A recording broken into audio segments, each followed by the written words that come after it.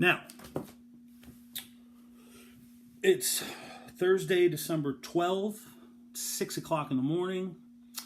Waiting for the sun. Wanted to just give a quick thank you to everybody that checked out episode 1. Taking time out of your day to check her out. And yeah, thanks so much. I'm not going to be one of these dickheads that you watch other people that have YouTube channels and they're always like, push this button and hit subscribe and blah, blah, blah, blah, blah. I'm not going to do that. If you want to, great. If not, I couldn't care less. I don't care. I really don't give a shit. So if you want to, great. If you don't, that's fine too. I'm not. Who the hell am I to tell you what to do? You're an American, most likely. And if you're not, you should be. Maybe. I don't know. But it's a free country. I'm not here to tell you what to do. Do whatever the hell you want to. Okay? Now, before we get into this whole thing, kind of piggybacking off of what we talked about yesterday in terms of being grateful and not being miserable, I think kind of part of that is having the ability to right wrongs, to say you're sorry when it's warranted. You know, I mean, it's hard. It's a hard thing to do, to say that you're sorry when you messed up or you used poor judgment or, you know, whatever. We all make mistakes. We're all human. And on that note, I just wanted to send some apologies out to some people that were sour with me, and I'm sure it was for good reason. You know, they don't call me King Dickhead for nothing. First is my first grade elementary school teacher, Mrs. Van Egan. One day, within the first half hour of class, I did something. I'm not sure what I did. Till this day, I don't know what I did. I was never told what I did, but you know, back in the day, when my mom was in school, you know, you did something wrong, they would just take you to the principal's office, and the principal would just beat the brakes off. I mean, they beat you to death. They had a whole assortment of sticks and paddles and whips and nunchucks and whatever, and they would just beat you. They'd beat you to death. Well, you know, in 1980, whatever it was, they couldn't do that. Mrs. Van Egan sent me behind the piano. So they had a piano in the classroom that was up kind of like by the corner of the classroom. And so I got sent back behind the piano. Now, this is like 8:30, 8:45 in the morning. You know, it's like hockey. When you do something wrong in hockey, you get sent to the box. You know, you're in there for a couple minutes, and then you go free. And you feel shame. Well, I was in there, and I was in there, and I was in there, and I was in there. And, you know, next thing I know, it's like lunchtime. And all the kids' lunches, that's where they kept lunch boxes and stuff. And I'm handing out lunches to kids. I'm like, here you go, here you go. They're like, what are you doing back there? I go, I don't know. I don't know what I did. They're like, well, like, do you want us to say something to Mrs. Van Egan? I go, no, hell no. Because I don't want to get into extra trouble. Now, she's already pissed at me to begin with. So, like, no, just don't. She'll remember. She'll figure it out. Long story short, the end of the day bell rings, and I'm still back there. And by this point, like, my friends in class were like worried. They were like concerned. They were like, they kept looking at the piano and stuff, and I'm just like, I don't know what to tell you. So everyone gets their backpacks and their crap, and they're leaving class, and I'm just sat there behind this stupid piano.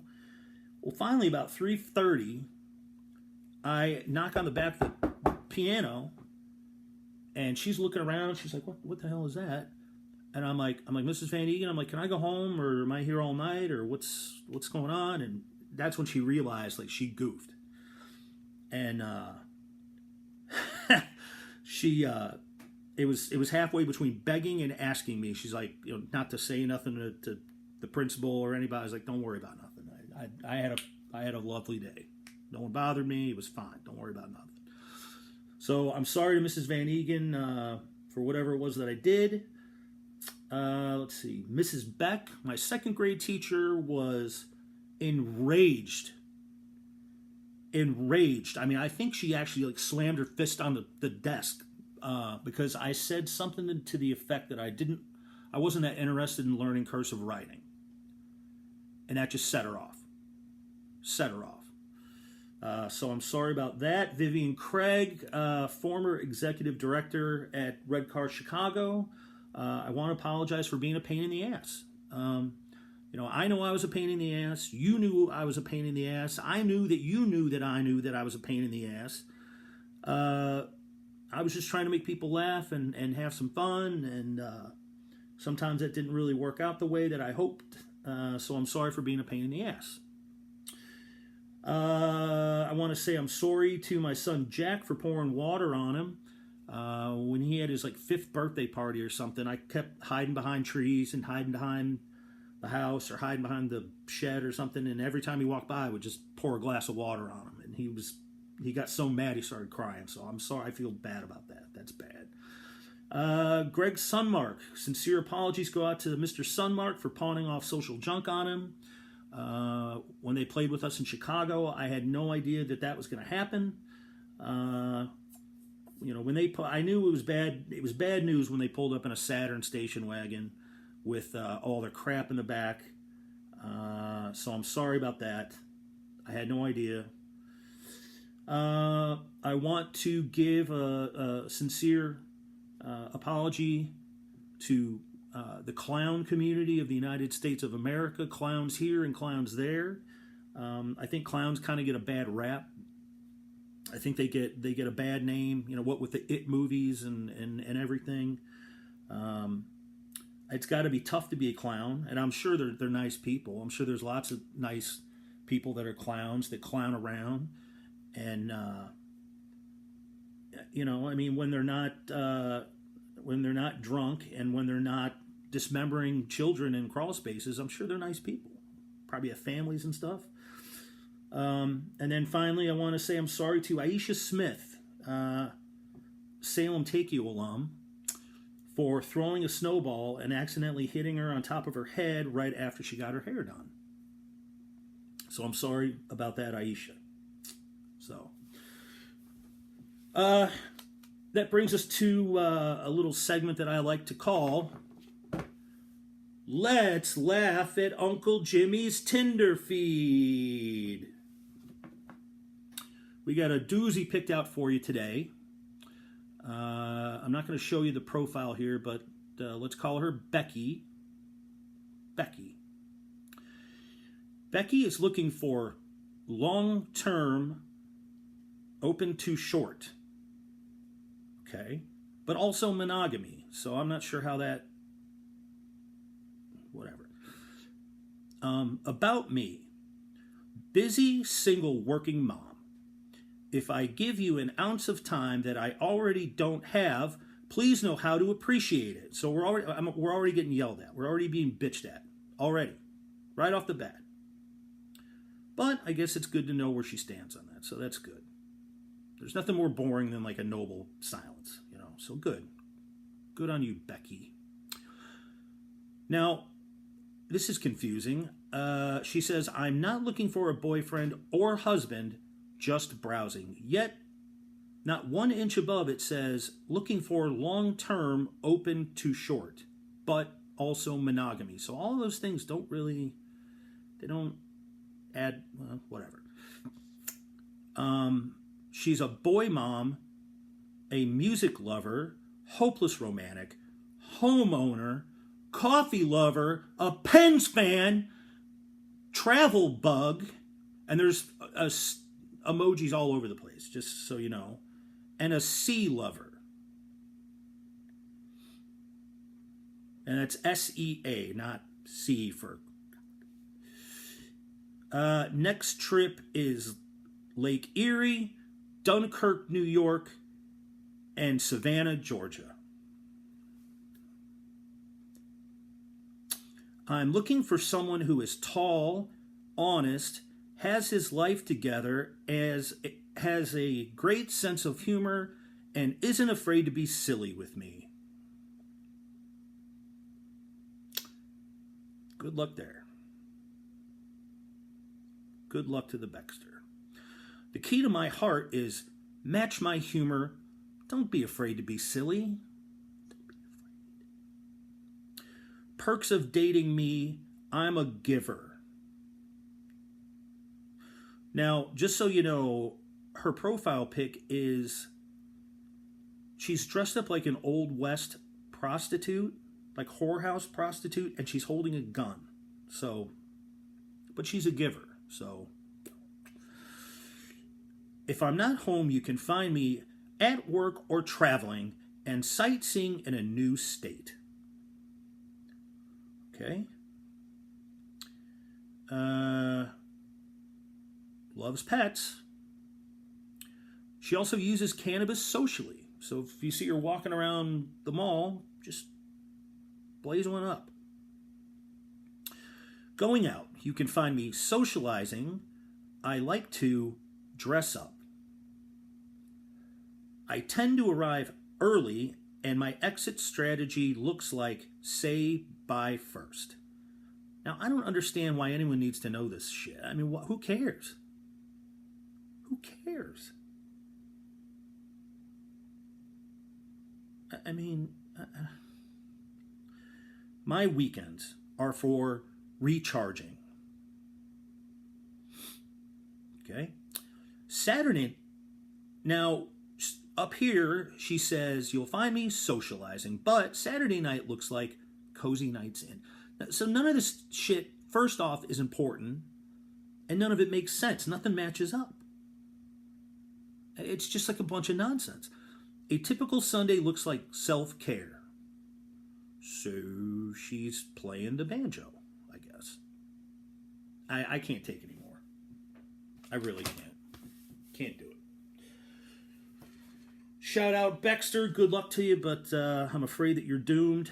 You're doomed until you sort some things out, and if you don't, you're going to die alone.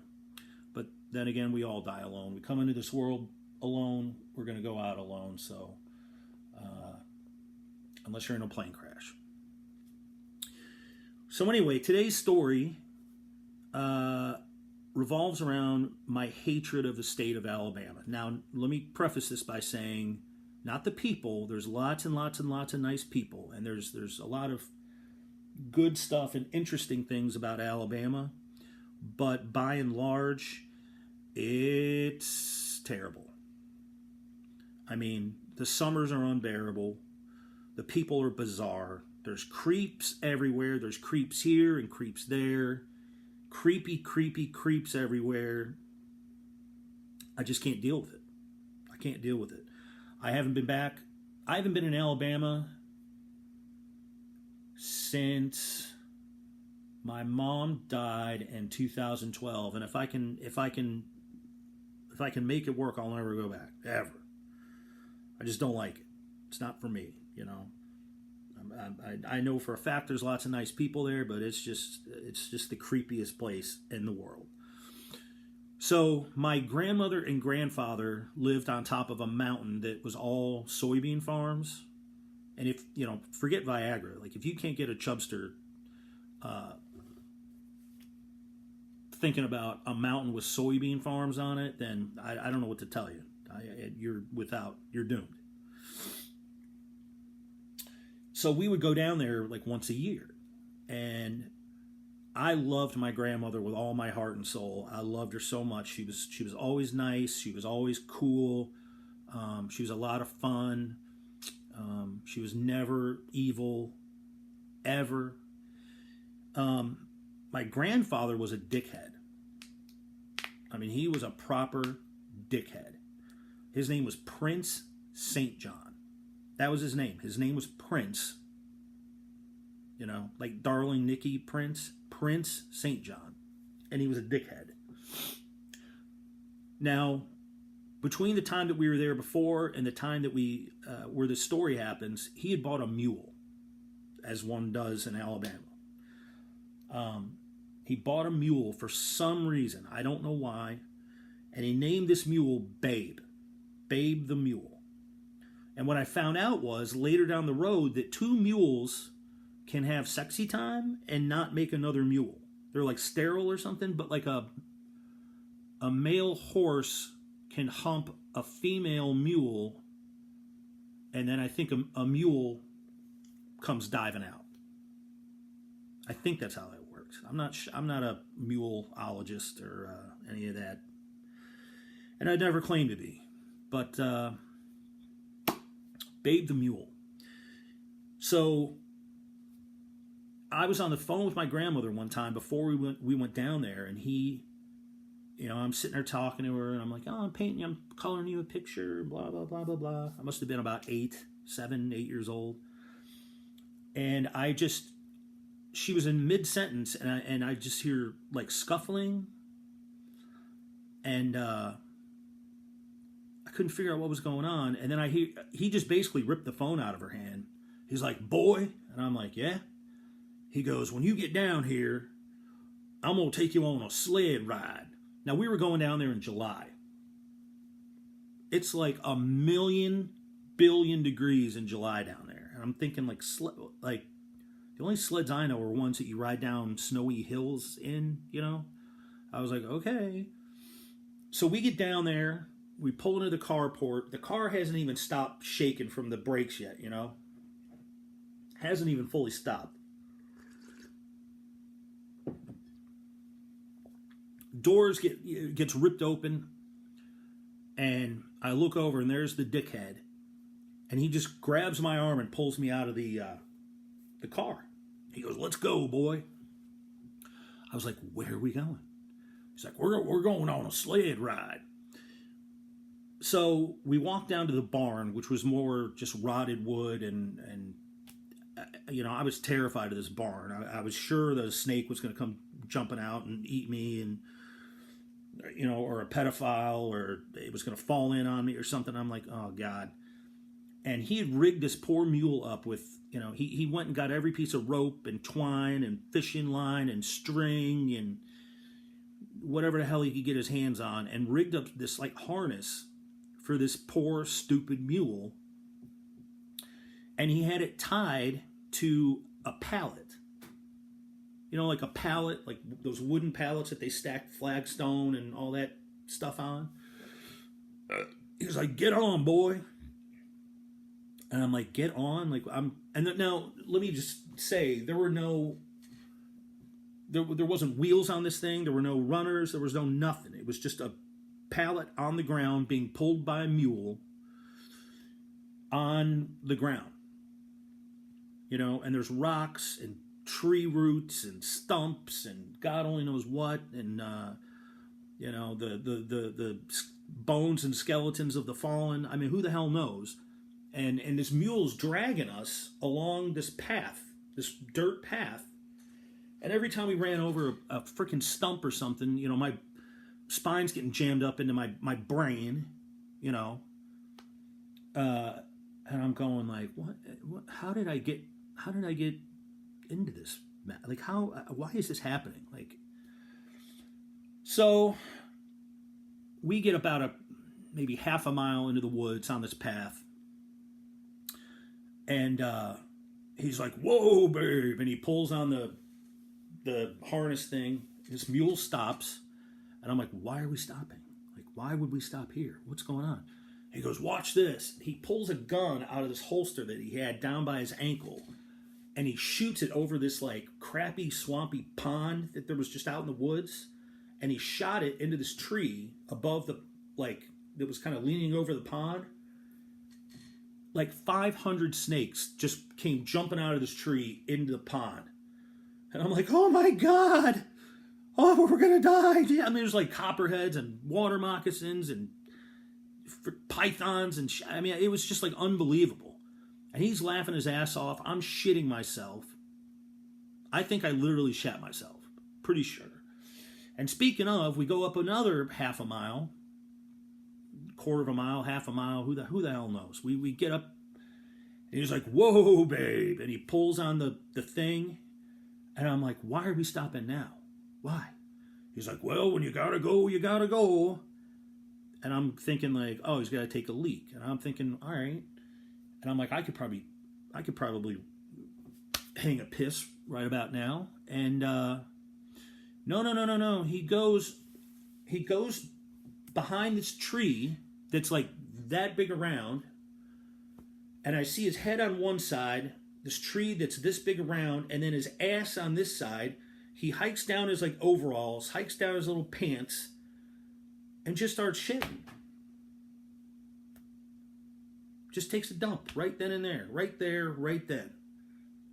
And I'm going like, oh my God, oh my God, why is this happening? And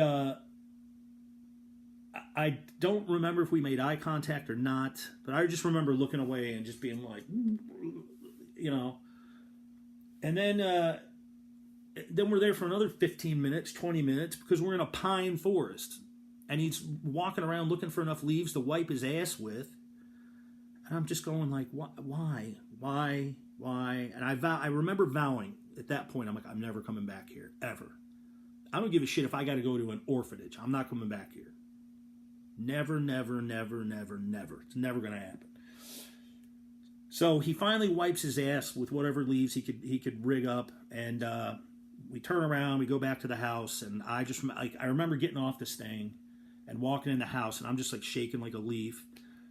And my mom was like, "What's wrong? Are you okay?" And I'm like, "No, I'm not okay. I'm not. I'm not, and I'm never gonna be." Pretty much traumatized for life, right then and there. So, and I think that may have been the last time I saw the guy, because I think he died right after that. I think, and I know I didn't go to the funeral. I was just like not having it, not interested. No, thank you. You know, and he was one of these people that never went to church in his life. Was just a kind of a dick. He was just a dickhead, and right about the time when he knew he was going to die, he decides to get baptized. Then, now we fear God. Now we fear God. It's like, fuck off, whatever. So, anyway, that's today's story. Hope everyone has a productive day, a lovely day. You know, don't take any wooden nickels. Don't do anything I wouldn't do. Now, piss off.